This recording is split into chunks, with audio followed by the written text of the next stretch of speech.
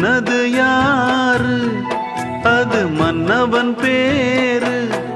அந்த வானத்தை போல மனம் படைச்ச மன்னவனே, பனி துளிய போல குணம் படைச்ச தென்னவனே. மஞ்சளிலே ஒரு நூல் எடுத்து விண்ணுக்கும் மண்ணுக்கும் சம்பந்தம் உண்டுன்னு சொன்ன